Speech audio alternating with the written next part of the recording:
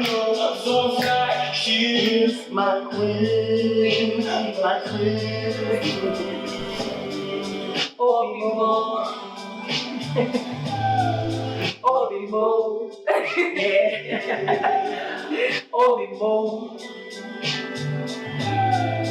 Obimo, yeah. This song that's playing is the song of my third son, and it just occurred to me that what we're trying to do here with the series that this young woman and I are recording is to help you understand the value of mother-daughter relationships as the base for other relationships that you have in your life. So I'm going to start by, we'll explain as we go along. Mm-hmm. And one thing I'm very happy and proud of is the fact that I've raised this 30-something-year-old woman who we still have our frictions, but it exists, and we've managed to find a way to work around it. Mm-hmm. And we're working around it.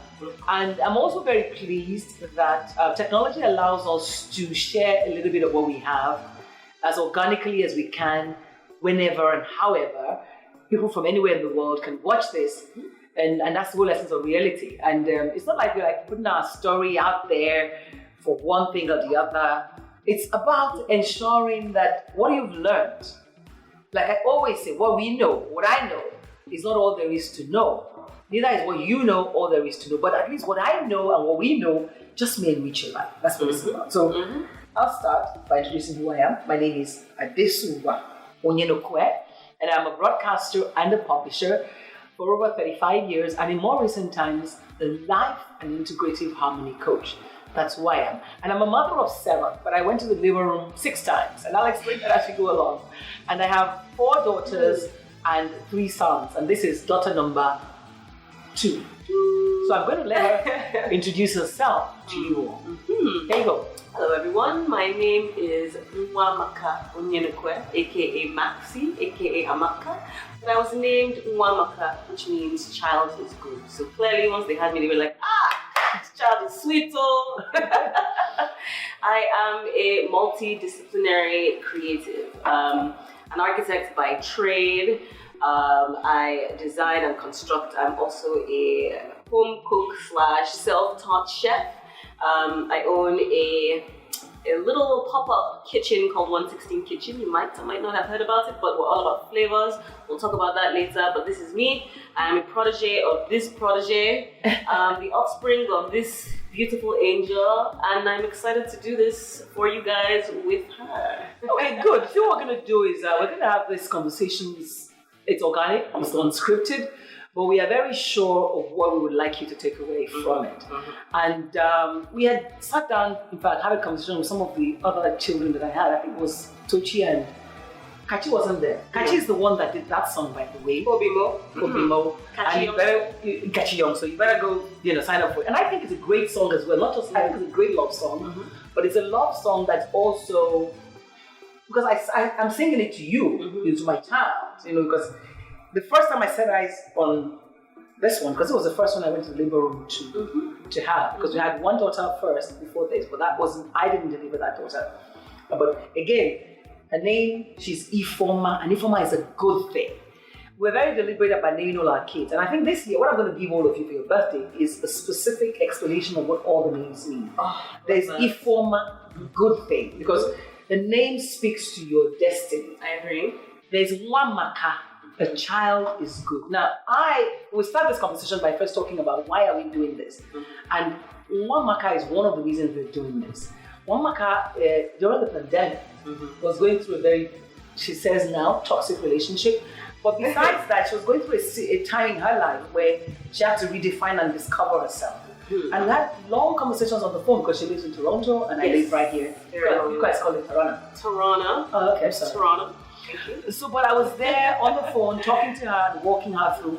And I know how hard it was for me to talk to you without saying do this or do that, because that's one of the challenges parents have. Why don't you do it like this? I'll tell you what's right, what I believe, and then hope and pray that you make the decisions that work for you. So in the course of that, Amaka was saying, and these kind of conversations, I wish people would have them. I wish people would have, isn't that what happened? That's the why for me. Of course. So what's the why for you? I felt that it was missing. First of all, I felt like it sort of, gave me that foundation and courage to become who I am and go through the process of healing. What was different about it? I liked the fact that you were almost, in fact, you're my best friend, let me not lie. And just in case, one of the things, be careful what you wish for. I must drop this here, I'm sorry, darling. Be careful what you wish for. This, by the way, is a cup that's in honor of my late father. Yes. Amaka has her own. Cheers, please. Right? And the reason I'm doing this is family is everything. Family is everything. This guy here taught me about hope. Hope, right? Because every time you ask my father for something, you say, don't worry, when you pass your exams, I'll give it to you. It meant that you had to hope for it. When you do this, so hope was one thing I took away from that.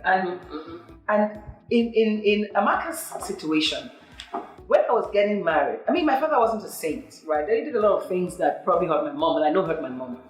But again, my mom and I weren't that close because that was a generation. And I used to wish and desire to have a daughter first. And I said, when I have a daughter, why do you want to have a daughter? I want a daughter that will be my best friend.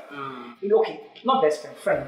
But as a parent, I realized that there are different stages in life. You are your parents first before your friend. And by the way, that's one mistake a lot of parents make. You think that being your child's friend, right, may affect, because some people drop the parent toga or the friendship toga. So I desired a daughter first. And even in doing that, I will tell you some of the things that you tell me. Scare me. I'm like, should I really know these things? But you know what though? I would want to know. Maybe I'm saying this now, but maybe different later. But I want to know everything about my child. I want to, like you wanted, be a really good friend to my child. I think I would even speak to children like they're adults and let them know what is what.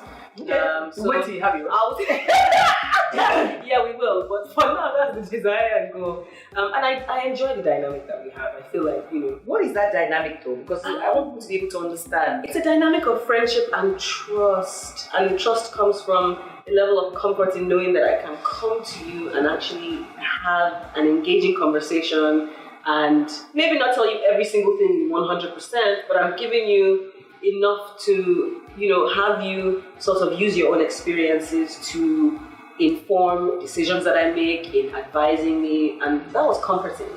And over the years, I've realized that not a lot of my friends have that kind of dynamic, and not a lot of people that I've seen have that dynamic with their parents, or most especially their mom. And in that, season of my life, I cherished it the most. And I felt the most comfortable, even though I could talk to other people, but I didn't really want to talk to other people. I just wanted to talk to you. I remember you telling me, so scary, I don't have any friends, you're my only friend. But you see, that's because you don't realize that friendship has different seasons and different dimensions and different expressions. And that's what's key, where you say, some people say, okay, they don't have this kind of relationship with their mothers. I'll tell you for free that most mothers are afraid to be open. We have our desires and our dreams for our daughters. Maybe some desires like, because we have made our mistakes, right? And we don't want our children to make those mistakes. I don't know if you remember me telling you one point in time. I don't remember what I told you. And you said, I'm going to make my own mistakes. Yes. And I said, even if you make your own mistakes, I think the one I have made, you shouldn't make them. Exactly. You know what I mean? But it was a wake-up call for me to realize that you will make your own mistakes. But if I've made mine, it's important that you know. And parents must understand that there's a quote which I came up with recently, and I think that's the basis of everything. Because we beat ourselves up all the time that we haven't given our children what they should have or what they need. What we owe our children, first and foremost, and I'm looking right in the camera to say this, what we owe our children is knowledge, right? What they owe us is what they take from that knowledge and do with it. We can't control that. I can't control so for me, what's most important is family. I now know that. And I have told you guys that, and I want to believe I've acted that out too. Yes, you have. In what ways though? I think it's in the support and in, because in other kinds of relationships, people are also trying to benefit and, have things sort of add value to themselves. But I find the dynamic that we have, maybe it's because you're my mother and you birthed me, I don't know, but I like, or maybe I would say I enjoy that you genuinely care. and I felt that. I mean, I have a good amount of friends, but I realized that it's only a few of them that genuinely care. But family for me is the one I know that's been tried and tested. And regardless of whatever happens, or even if we fight or we may piss each other off, like she says, I may disappoint her or break her heart sometimes. But regardless of those multiple heartbreaks, I found that family is still always kind of there for you. I know not a lot of families are the same. There's adopted families, because it doesn't have to be family by blood. Mm-hmm. But when I say family, I mean someone who just genuinely cares about your well-being, regardless of whatever it is that's going on in your life or their lives. And you've shown me over and over the years that even though you've had, situations where you're not comfortable with certain things, but you still, I should give you a hint of some of certain things. Yes. Coming on set today, she told me, let me just warn you, the slit of my dress is very long. It's a long one. Please, can we button? We came to a compromise. Let's button a few. Now, and I actually did it to get it there. But you see, because of my, it's only in recent times, my NLP training has made me realize it's basically those principles that I've always used in my life, where I've come to the conclusion that man is different from his behavior. Our behavior is a function of what our environment has taught us and our response to the environment. So I'm not going to judge somebody by their behavior, no matter how painful it is. Right? Rather, I'll try to find out what's responsible for that behavior. That's exactly how I've equated with all of you. I know what I desire for it, and that's because, again, from my experience, NLP is mostly about communication. Because I'm a communication expert, I realized. Do you want to tell them what NLP is? The neuro-linguistic programming. Maybe they should go to the training. Neuro is about knowing the power of your mind, what you tell yourself, and what you tell other people. So, and being very certain of what you want to achieve. So what I've just been doing here is for you to get to know us and why we're doing this, and get a sense of what you're going to get as we go along. Our first 15 minutes is done. You've met us. But the next 15 minutes, we're going to be talking about something that is very important. I mean, to me, in particular, which is relationships. Yes. Right, which is what got us here talking about this. Because she got into a relationship that had me talking about relationships, and there I am, auntie, in the ultimate love house, telling people how to be.